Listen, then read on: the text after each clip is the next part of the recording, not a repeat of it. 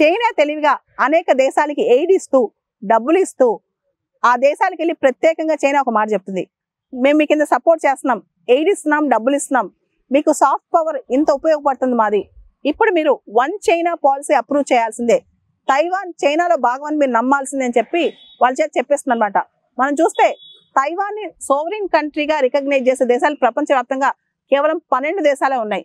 Recent గా కూడా మొహమ్మద్ యూనిస్ ఎవరైతే Bangladesh interim government chief adviser చైనాకి వెళ్లారో ఆయనతో కూడా వన్ చైనా పాలసీ గురించి మాట్లాడింది చైనా.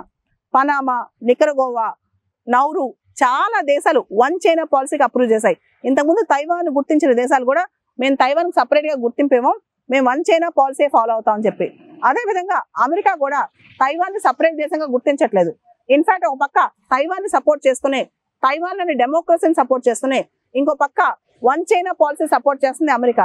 అమెరికా కూడా స్ట్రాటజిక్ అంబిగ్యూటీ అనే పాలసీని ఫాలో అవుతుంది చైనా తైవాన్ సంబంధాలకు సంబంధించి. అంటే నేను ఒక పక్క చైనాతో ఉంటాను, నేను వన్ చైనా పాలసీ సపోర్ట్ చేస్తాను, అదేవిధంగా తైవాన్ లో డెమోక్రసీ సపోర్ట్ చేస్తానని. అయితే తైవాన్ ప్రజలు మాత్రం మా లోకల్ లాస్ మేమే డిసైడ్ చేసుకుంటాం, మా చట్టాలు ఏంటో మేమే డిసైడ్ చేసుకుంటాం, మా పాలసీ ఏంటో మేమే డిసైడ్ చేసుకుంటాం, మేము కనుక చైనాలో ఉంటే ఆ కమ్యూనిస్ట్ ప్రభుత్వం మమ్మల్ని కంప్లీట్ గా మా హక్కుల్ని తీసేస్తుంది, అథారిటేరియన్ గా వ్యవహరిస్తుంది, మాకు డెమోక్రసీ కావాలని చెప్పి తైవాన్ లో మెజారిటీ ప్రజలు అంటున్నారు.